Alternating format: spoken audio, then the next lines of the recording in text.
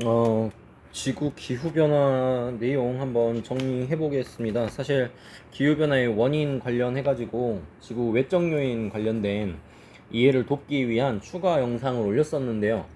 어, 그 영상에서 다루었던 내용은 실제로 이제 지구 외적인 기후변화 요인이 기하학적으로 어떤 의미를 갖는지를 이제 본질적으로 설명을 하기 위해서 좀 길고 어, 영상 자체가 좀 길었죠. 길었고 이제 제시했던 그런 자료들, 그림들이 굉장히 좀 복잡했었는데 이 영상에서는 이제 그러한 근본적인 이해가 되었다라고 가정을 하고 나서, 그리고 나서 이제 자연적인 요인 중에서 기후변화의 지구 외적 요인을 포함해가지고 각 요인들이 어떤 식으로 지구 기후 변화에 영향을 미치는지를 상황에 따라서 정리를 해보겠고요. 그 다음에 기후변화의 영향이 이제 어떻게 나타나는가까지 정리를 하도록 하겠습니다. 그래서 지구 기후변화라는 이 단원 내에서 우리가 첫 번째로 다룰 이 원인에 대한 부분은 이제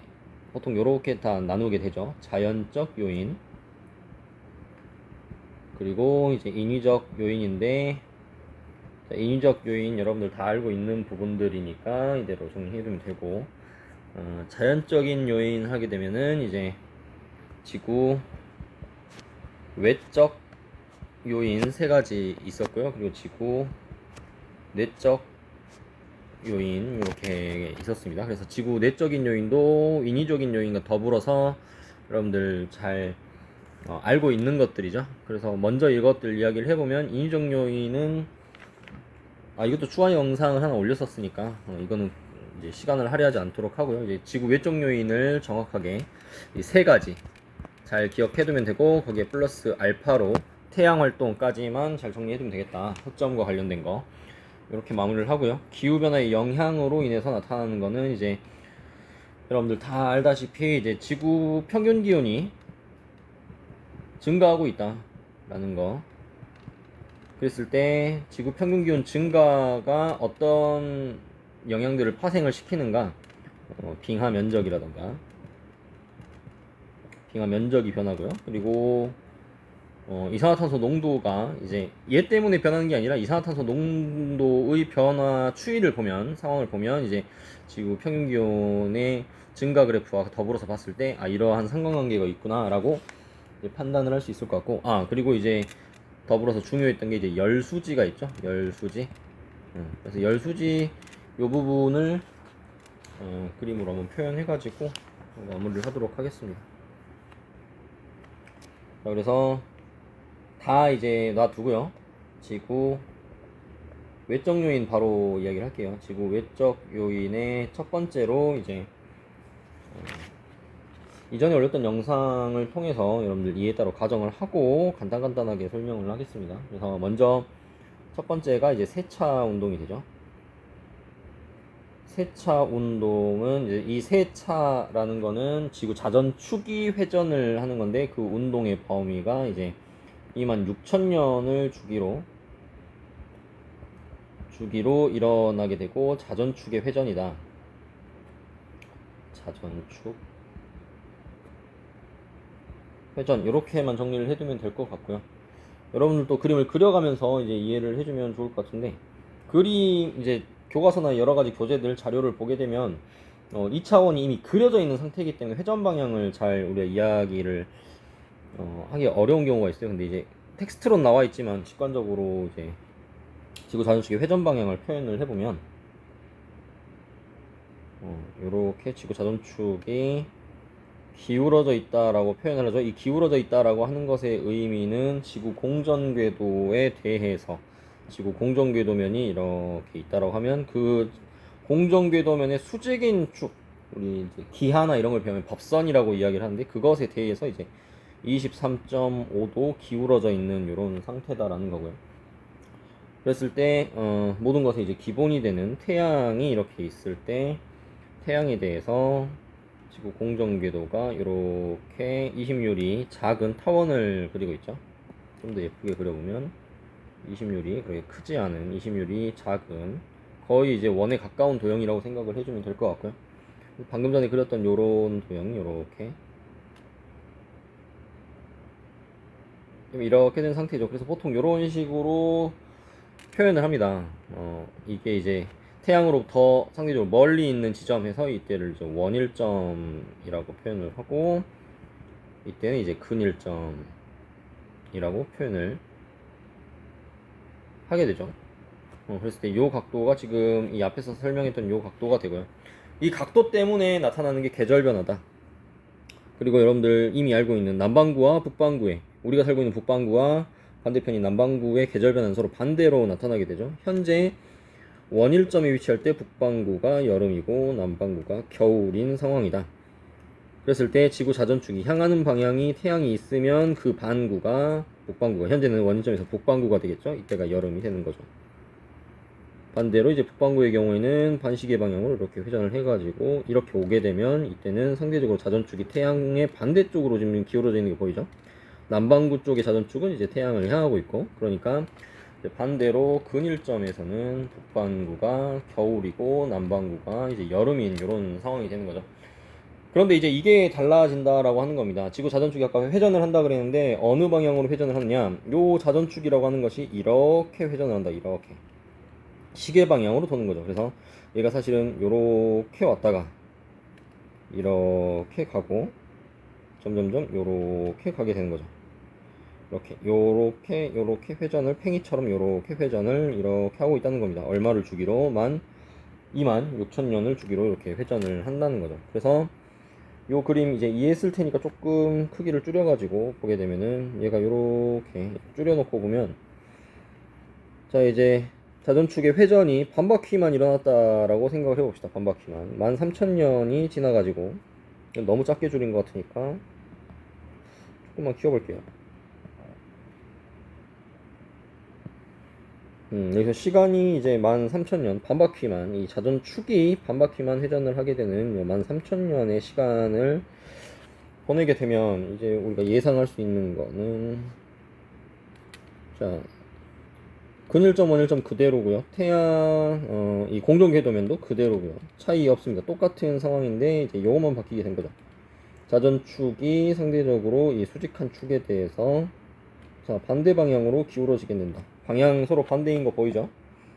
자 이때는 지금 이 방향으로 기울어져 있고, 지금 오른쪽 그림에서는 이 방향으로 기울어져 있죠. 어떻게? 얘가 이렇게 회전을 해가지고 요렇게 바뀌기 때문입니다. 그랬을 때 13,000년 후의 상황을 이제 똑같이 표현을 다시 해보면요.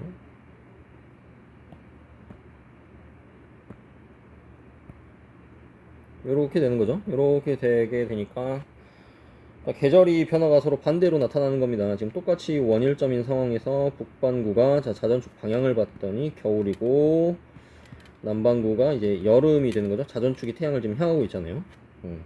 이렇게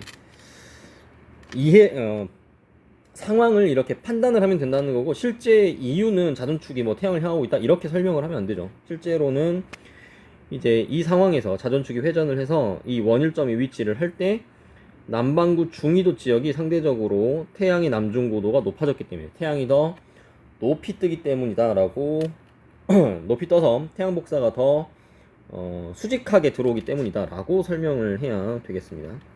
북반구는 반면에 이제 이 근일점 부분에서 여름이 되고, 남반구는 이때 겨울이 되겠죠. 그랬을 때 뭐 여름 겨울은 똑같이 나타나는데 뭐가 차이가 있느냐라고 이야기를 할 수가 있겠지만, 자 이 현재 상황, 이 상황을 볼게요. 현재 상황에서는 북반구 기준으로 원일점, 멀리 있을 때가 여름이고 가까이 있을 때가 겨울입니다. 그러니까 상대적으로 더운 시절에, 더운 시기에 그나마 멀리 있어서 좀 덜 더운 상황이고, 그리고 근일점에 있을 때, 겨울일 때 상대적으로 근일점에 위치하다 보니까 그나마 가까워서 좀 덜 추운 그런 상황이 되는 거죠. 그런데 이렇게 자전축이 회전을 하고 보니 북반구는 자 원일점에 위치할 때, 멀리 있을 때 겨울이 되니까 추울 때도 추워진 셈이고요. 북반구의 경우 이제 근일점에서 여름을 경험을 하니까 더운데, 안 그래도 여름이기 때문에 더운데 근일점이라서 더 더운 상황이 된 거죠. 계절 변화의 가장 핵심은 자전축이 경사져 있기 때문에 생긴다라고 그랬고, 거리 차이는 부수적인 작용을 하는 겁니다. 그래서 13,000년 가장 기본적인 상황이에요. 반대가 됐을 때, 자전축의 방향이 반대가 되었을 때 연교차가 북반구는 증가했고요. 더울 때 더 덥고 추울 때 더 춥다라고 생각해주면 되고, 남반구의 경우에는 오히려 현재 원일점 멀 때 겨울에서 춥고 가까울 때 여름에서 더 덥고 이런 상황이었는데, 북반구에 비해 상대적으로 이제 연교차가 크다고 볼 수가 있겠죠, 중위도 지방에서. 그런데 13,000년이 지나고 나니까 남반구에서는 여름일 때 거리가 멀어서 그나마 덜 덥고, 겨울에서는 이제 근일점에 위치하다 보니까 덜 추운 이런 상황이 된 거죠. 그래서 13,000년이 지나는 과정에서 세차운동에 의해서 북반구의 연교차는 증가를 하고, 연교차를 비교한다라고 하면 북반구는 연교차가 증가했고 남반구는 연교차가 이제 감소했다, 이렇게 정리를 할 수가 있겠습니다. 그냥 이렇게만 하면 되지 왜 앞서서 그런 영상을 올려가지고 굳이 우리가 도형을 그렇게 다 하나하나 살펴가면서 그걸 알아야 되느냐라고 생각을 할 수가 있는데, 암기는 어디까지나 순간입니다. 순간. 그때 외우고 지나가 버려서 다시 공부를 또 해야 되는 그런 비효율적인 상황이 발생하지 않도록 하기 위한 것도 있고, 짧게는 여러분들 시험지를 앞에 뒀을 때 단순 암기는 날아가 버릴 수도 있는 거예요. 지금 아마 고등학교 올라와가지고 많은 친구들이 지금 공부 방법에 대해서 많이 혼란을 겪고 있을 텐데, 뭐 유튜브에 스터디 코드라든지 여러 가지 그런 컨설팅 해주는 그런 채널들이 있죠. 그런 걸 봐도 이제 굉장히 많은 부분에 동의를 할 수 있는 게, 중학교 때의 공부 방법이랑 고등학교의 공부 방법은 상당히 다릅니다. 그러니까 중학교 때는 정말 그냥 열심히만 하면, 효율적이지 않아도 열심히만 하면 내용이 적고 하다 보니까 성실한 사람이 무조건 성적이 잘 나왔는데, 그런 기억을 가지고 고등학교 공부를 그대로 계속 그 고집만 계속 부리려고 하면 효율이 떨어질 수밖에 없고, 영리하게 공부하는 사람을 한테 이제 이길 수가 없게 되는 거죠. 그래서 열심히만 한다라고 해서 절대 되는 게 아니다. 근본적인 이해를 동반하고 그 다음에 그걸 반복하는 연습을 해야 된다라고 좀 생각을 스스로 바꿨으면 좋겠습니다. 그런 의미에서 그런 이제 근본적인 이해를 하는 영상을 올렸던 거고요. 이어서 이제 지구 자전축의 경사 변화를 한번 봐볼게요. 지구 자전축의 경사 변화도 이제 핵심은 마찬가지입니다. 자전축, 경사, 이제 각 변화, 기울기 변화, 똑같은 말이 될 텐데, 이제 기울기나 경사각이 똑같은 말이니까 이제 핵심이 똑같다라고 했던 거는 자전축이 경사져 있기 때문에 계절의 변화가 나타난다라는 게 핵심이에요. 그런데 자전축이 수직한 경우와 자전축이 기울어진 경우에, 이제 기울어졌을 때 날씨 변화, 계절 변화가 나타났다면, 그 경사가 심해질 때 계절 변화가 더 크게 나타나겠구나. 지금 23.5도 기울어져서 여름과 겨울이 나타나는데 24.5도 기울어지게 되면 여름은 더 여름다워지고 겨울은 더 겨울다워지겠구나. 더울 때 더 덥고 추울 때 더 추워지겠구나. 즉 연교차가 심해지겠구나. 연교차 증가 하겠구나 라고 바로 이렇게 직관적으로 이해를 할 수가 있을 거예요. 그래서 자전축의 기울기에 의해서 이 부분은 이렇게만 설명을 할게요. 우리 앞서서 이제 그 추가 영상 있었으니까 그 부분에서 자세한 부분은 더 공부를 하면 될 것 같고, 여기서 정리를 하자면 경사각이 커진다, 자전축의 경사각이 증가한다, 그러면 연교차가 증가한다. 이때 이 연교차는 우리 앞서서 세차 운동이 남반구와 북반구의 연교차 변화가 서로 반대, 즉 북반구가 연교차가 증가할 때, 북반구가 더 더워지고 더 추워질 때 남반구는 오히려 덜 더워지고 덜 추워졌던, 연교차가 감소하는 양상을 보였던 것과는 반대로 오히려 경사각의 증가가 일어날 때 나타나는 연교차의 변화는 남반구, 북반구가 공통의 변화를 겪는다. 즉 자전축은 하나밖에 없잖아요. 하나의 자전축이 이제 남북반구를 다 관통을 하고 있으니까 지구 자전축은 하나밖에 없는데, 이 자전축의 경사가 커지면 당연히 남반구든 북반구든 연교차가 커지게 된다. 이제 반대로 줄어들면 당연히 작아지겠죠. 이렇게만 이해를 해주면 될 것 같고요. 마지막이 이제 지구 공전궤도 20률의 변화가 되겠습니다. 20심이라는 거는 중심이 벌어져 있다, 떨어져 있다라는 뜻이고, 20률의 값은 0에서부터 1 사이에서 변하는데, 0일 때는 이제 타원이 아닌 거죠. 원이고 1일 때는 이제 직선 왕복 운동을 한다 이렇게 생각을 해주면 될 것 같아요. 뭐 우주 공간에서 움직일 땐 포물선 궤도로 움직인다 이렇게 이야기를 하는데, 그랬을 때 20률의 변화가 어떻게 나타나는지를 먼저 현재 지구 공전 궤도를 나타내고 보면, 현재 지구 공전 궤도는 이렇게 지금 과장해서 그린 거지만 실제로 이렇게 근일점과 원일점이 나타나는 그런 20률이 어느 정도 있는, 하지만 굉장히 작은 그런 상황인데, 자, 얘가 이렇게 바뀐다라고 생각해 봅시다. 20률이 작아져서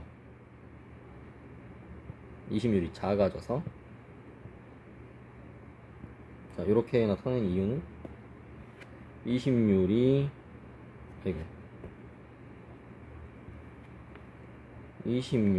작아져서 비교를 하려고 점선으로 표현하는 거고요. 20률이 작아져가지고 얘가 만약에 원에 더 가까워진다면 이런 식으로 표현이 되겠죠. 즉 원래의 이 공전 궤도에 대해서 이만큼 멀었고 이만큼 가까웠던 차이가 확실했던 시기에 비해서 현재에 비해서 시간이 많이 흘러가지고 이렇게 바뀐다면, 자, 분명히 아직 원일점이거든요. 태양으로부터 좀 더 멀리 있는 것 같아요. 원일점인데 그 원일점이 상대적으로 줄어들었죠. 더 태양에 가까워져 버렸어요. 그 다음에 근일점이 상대적으로 멀어졌습니다. 자, 그래서 지구 자전축의 경사, 각도도 안 변하고 방향도 안 변하고 딱 요것만 변한 거예요. 20률만 바뀌었을 때, 자, 여기 지금 공간이 부족하니까 여기다 쓸게요. 북반구는 지금 원일점에 있을 때 이 상황을 말하는 겁니다. 원일점에 있을 때 북반구가 여전히 여름이겠죠? 자전축이 태양 향하고 있으니까. 그런데 자, 원래는 원일점에 있어가지고 그나마 멀어서 좀 덜 더웠는데 여름철의 기온이 올라갈 거예요. 가까워졌으니까. 그 다음에 근일점의 경우에는, 자, 북반구가 겨울이에요. 여전히 겨울인데 원래 이만큼 가까웠었단 말이지. 그래서 조금 덜 추웠었는데 이게 이렇게 멀어져 버립니다. 그러니까 겨울 더 추워지겠죠. 연교차가 어떻게 된 거예요? 증가를 한 거죠. 반면 남반구는 이만큼 멀리 있을 때 겨울이었기 때문에 굉장히 추웠단 말이에요. 그런데 겨울에 위치할 때 상대적으로 가까워졌죠. 그러니까 기온이 상대적으로 올라갑니다. 가까워졌으니까 똑같이 올라가죠. 자, 반면에 남반구는 가까울 때 여름이었기 때문에 굉장히 더웠었는데 그나마 이렇게 멀리 떨어지게 되는 거죠. 그래서 여름철의 기온이 낮아집니다. 자, 똑같이 떨어지죠. 자, 그런데 결과는 다르죠. 겨울의 기온이 올라가고 여름의 기온이 내려가니까 연교차가 줄어든 겁니다. 즉 어떤 상황이에요? 북반구와 남반구가 서로 반대되는 연교차 변화를 보이고 있습니다. 다시 한번 지구 공전궤도 20률이 작아졌더니, 더 원에 가까워졌더니, 원일점 근일점의 차이가 줄었더니 북반구의 연교차는 증가했고 남반구의 연교차는 감소가 되었다. 그래서 이 남북반구의 연교차 변화의 양상, 즉 한쪽이 커지면 한쪽이 작아지는, 남반구가 연교차가 커지면 북반구가 작아지는 이 변화 경향성은 마치 세차운동에서와 같죠. 세차운동에 의해서 자전축의 경사 방향이 반대가 됐더니 북반구는 연교차가 증가했고 남반구는 감소했다. 그런데 지구 공전궤도가 20률이 작아졌을 때 북반구는 연교차가 증가했고 남반구는 연교차가 감소했다. 이런 패턴을 볼 수가 있고요. 그리고 패턴이라고 하기보다는 이렇게 된다는 거죠. 공통점이 있다는 거죠. 그리고 자전축의 경사각 변화, 이 각도 변화는 연교차를 증가시키거나 또는 경사각이 줄어든다면 감소를 시킬 텐데, 이때 나타나는 변화는 남반구와 북반구가 공통의 변화를 겪는구나, 자전축이 하나니까. 이렇게 정리를 할 거고요. 그 다음에 이제 우리가 이야기할 거는 이제 플러스 알파에 해당되는 건데, 이제 플러스 알파는 태양 활동이라고 그랬죠.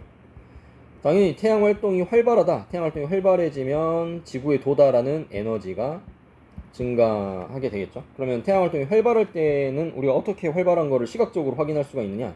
흑점의 개수가 늘어난다. 태양 표면에 흑점이라고 하는 게 있다라는 거는 중학교 때 배웠을 겁니다. 그랬을 때 이 흑점의 개수가 증가한다. 태양 활동이 활발하다. 그러니까 흑점이 많을 때는 우리 지구에 도달하는 에너지가 많아지겠구나. 근데 이건 연교차의 증가로는 이야기할 수가 없죠. 에너지가 여름에도 많이 오고 겨울에도 많이 오면 여름에 좀 더워지고 겨울에 좀 덜 추워지고 이런 상황이겠죠. 그래서 연교차 변화라고는 이야기할 수 없고, 다만 이제 흑점 변화로 인해서 태양 활동이 활발할 때 지구에 도달한 에너지가 더 많다. 이 정도까지만 이야기를 하겠습니다. 인위적인 요인과 자연적인 요인 중에서 지구 내적인 요인은 정리했던 영상이 있기 때문에 그걸 참고를 해주면 되겠고요. 다음 내용으로 이제 기후변화의 영향으로서 열수지를 이야기를 할 텐데, 열수지만 먼저 이야기를 하고 나머지는 쉬우니까요.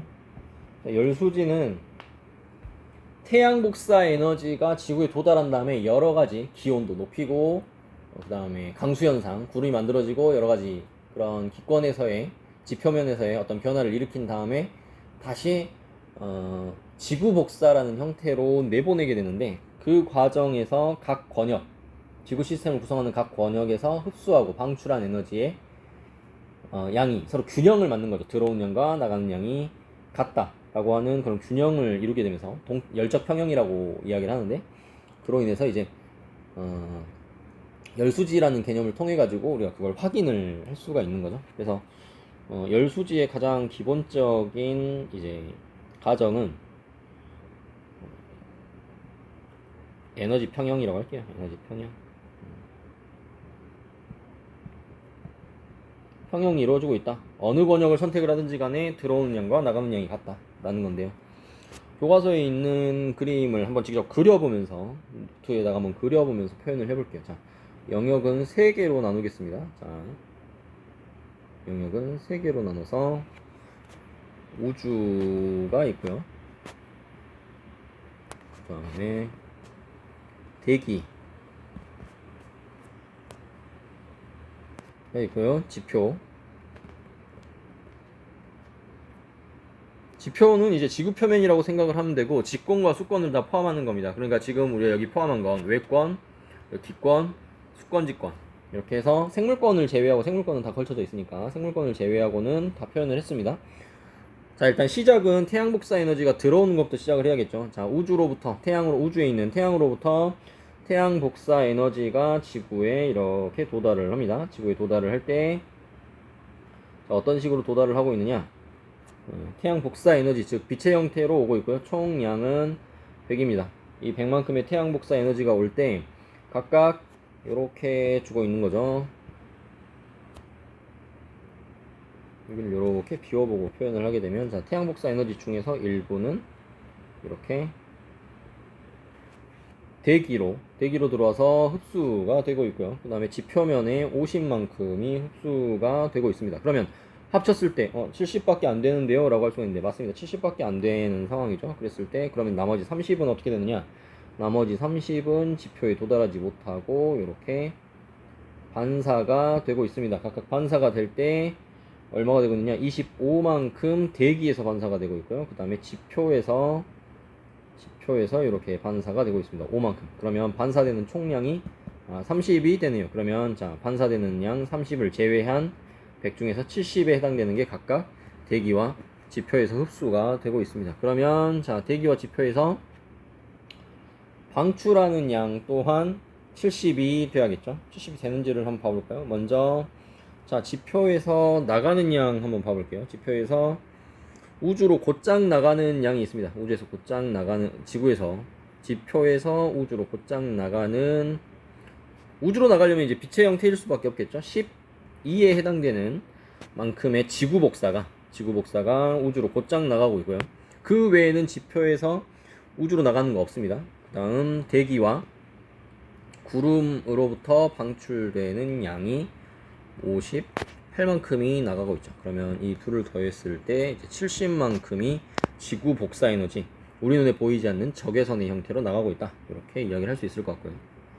근데 그 외에도 우리 지표에서 나가는 것들이 있고 대기에서 나가는 것들이 있죠. 자, 대기에서 나가는 게 얼마인지를 봤더니 이 그림을 그대로 대기와 지표의 입장에서 다시 한번 그려볼게요. 여러분들 어차피 교과서에 있는 그림 똑같이 그리는 건 의미가 없으니까. 자, 이번에 똑같이 또, 자, 여러분들도 직접 한번 그려보면서 교과서에 있는 그림을 보면서 직접 한번 그려보면 공부하는 데 도움이 될 겁니다. 자, 자, 이제 방금 전에 우리 우주에서 일어나고 있는 복사평형을 에너지 평형을 봤으니까 대기에서 일어나고 있는 걸 볼까요? 자, 대기가 누구랑 누구한테서 받는지를 봅시다. 대기는 우주한테서 20만큼을 아까 받는다 그랬습니다. 우주로부터, 태양으로부터 20만큼을 받고요. 지표로부터 얼마만큼을 받는지를 봤더니, 자, 이만큼을 받고 있네요. 이만큼. 자, 100, 이만큼, 우리 교과서에서는 102만큼 지표면에서 복사의 형태로, 이때 이 복사는 적외선이 되겠죠. 복사 형태로 받고 있고요. 그 다음에 대류와 전도, 복사 말고 빛 말고 직접적으로 물질이 이동하면서 일으키는 대류와 그리고 전도의 형태로 7만큼이 나가고 있습니다. 그 다음에 물의 증발, 우리 잠열 배웠죠? 잠열의 형태로 증발, 잠열의 형태로 23만큼이 왔다 갔다 하고 있습니다. 자, 그러면 대기 입장에서 받은 거 총 다 합쳐볼까요? 20만큼, 태양으로부터 20만큼 받았고요. 그 다음에 지표로부터 23 받았고 7 받았고 102를 받았습니다. 그러면 이게 태양으로부터 받은 양 총합, 그 다음에 이건 지표로부터 받은 양 총합입니다. 더하면 얼마가 될까요? 얘가 30이고요. 그럼 132가 될 거예요. 152만큼을 받고 있네요. 누구랑 누구한테서? 우주랑 대기한테서. 그러면 줄 때도 얼만큼을 줘야 된다? 합쳐서 150만큼을 줘야 된다. 그러면 대기가 우주한테 얼마를 주는지를 봅시다. 우주한테 주는 양 봤더니 58만큼을 주고 있다. 그 다음 대기 제복사의 형태. 대기가 흡수했던 누구로부터 받았는지는 중요하지 않고 어쨌든 받은 걸 지표한테 다시 주고 있는 요 값이 얼마다? 요 값이 94만큼을 주고 있다. 그러면 자, 이 둘 더했을 때 얼마가 되는지를 봅시다. 58 더하기 94니까 4, 8 다음에 12죠. 그러면 94에 더하면 102죠. 152. 그래서 같은 값을 가리키는 거를 알 수가 있습니다. 대기 또한 우주와 지표로부터 받은 만큼 똑같은 만큼의 똑같은 양을 다시 되돌려주고 있다라고 확인을 했고요. 한 번 더 해볼게요. 자, 이번에는 지표의 입장에서 보게 되면 자, 마찬가지로 우주한테서 받을 거고 대기한테서 각각 받을 겁니다. 먼저 받는 것부터 보게 되면 자, 우주로부터 태양 복사 에너지 직접 받는 양이 얼마이냐면 50만큼을 받고 있어요. 그 다음에 대기로부터 받는 양이 얼마인지를 봤더니 대기 제복사에 의해서 94만큼을 받고 있네요. 그러면 지표 입장에서 태양한테서 받는 50 더하기 대기한테서 받는 94 더하니까 이 자료에서는 144가 되네요. 그러면 지표의 입장에서도 우주와 대기에게 각각 얼마만큼씩을 줘야 된다? 합쳐서 144를 줘야 된다. 색깔 좀 바꿔가지고 자, 물의 증발에 의해서 대기한테 주는 게 23만큼을 줬고요. 그 다음에 대류와 전도를 통해서 7만큼을 줬고요. 지표 복사의 형태로 102만큼을 줬습니다. 그 다음 우주한테 주는 게 얼마인지를 봤더니 우주한테 곧장 주는 게 12만큼을 줬습니다. 그러면 이제 또 덧셈을 해봅시다. 지표가 대기한테 준 게 23만큼 그리고 7만큼도 줬고요. 102만큼도 줬네요. 거기에 더불어서 우주로 준 게 12죠. 12만큼을 줬습니다. 그러면 이거 더해서 30이고요. 그러면 132죠. 더하면 144가 됩니다. 그래서 받은 만큼 주었구나 라고 이렇게 확인을 할 수가 있겠습니다. 이게 바로 온실 효과를 여기서 이제 확인을 할 수가 있는데요. 앞서서 살펴봤던 그림 중에서 대기와 지표가 상호작용하고 있는 이 대기의 제복사와 지표면 복사 이 두 가지 과정에 의해서 우리는 이제 온실 효과가 일어나고 있다. 즉 태양으로부터 받은 에너지가 곧장 지구를 빠져나가는 게 아니라 어느 정도 이제 보온 역할을 하고 있는 거죠. 에너지를 머금고 있고 그로 인해서 지구의 연평균 기온이 변하지 않고 어느 정도 유지가 될 수 있는 그런 효과가 이제 온실 효과인데 이 와중에 대기에서 지표로부터 오는 복사를 흡수를 하는 건 이제 적외선을 흡수를 하는데 이 적외선을 흡수를 하는 기체가 바로 우리가 알고 있는 이제 온실 기체인 거죠. 이 온실 기체의 양이 점점 증가를 하니 당연히 흡수하는 적외선의 양도 늘어날 거고 그러면 요 값이 증가를 한다는 겁니다. 지표에서 대기에 흡수되는 양이 증가하고 그러면 대기가 다시 지표한테 돌려주는 양도 증가를 하게 될 거예요. 악순환의 반복이죠. 그래서 이 온실 효과가 강해지면서 나타나게 되는 일련의 지구 연평균 기온 상승의 현상을 우리는 지구 온난화라고 이야기를 하는 겁니다. 글로벌 워밍이죠. 그래서 지구온난화의 이유는 온실 효과가 강해지고 있기 때문이고, 온실 효과가 강해지는 이유는 온실기체가 양이 많아지면서 지표에서 방출되는 적외선을 더 잘 많이 흡수하게 되기 때문이다. 이렇게 정리를 하면 되겠습니다. 이제 그 밖에 실제로 이 온실 효과가 강해지게 되면서 나타나는 지구온난화가 지구상에서 이제 어떠한 영향들을 미치는가를 보게 되면, 아까 앞에서 살짝 이야기했지만 빙하 면적이 점점 줄어들고 있고요. 그 다음에 극단적인 날씨의 발생 일수, 즉 엄청 더운 날, 엄청 추운 날의 발생 일수가 점점 증가를 또 하고 있다라는 것들이 가장 대표적인 게 되겠죠. 관련 있는 자료로는 이제 온실 기체를 살펴봤을 때 온실 기체의 양이 점점 증가하고 있는 그런 경향을 보인다. 그래서 우리가 잘 알고 있는 대로 온실 기체의 증가가 지구 온난화를 일으키는 원인이라고 우리는 해석을 할 수 있고, 그리고 그걸 줄이기 위한 노력까지 같이 해야만 한다라는 게 이제 내용이 되겠습니다. 그런 내용을 다루고 있죠. 이렇게 해서 기후변화와 관련된 내용 다시 한번 살펴봤고요. 여기서 지금 열수지를 다시 한번 다뤘는데, 이 부분 여러분들 교과서에 있는 자료 보면서 한번 실제로 이렇게 빈 공책에다가 그려가면서 어떤 영역에서 어떤 영역으로 들어간 에너지 양과 나가는 에너지의 양이 이제 서로 같음을 확인을 좀 하면서 공부를 하면 도움이 되지 않을까라는 생각입니다. 여기까지 해서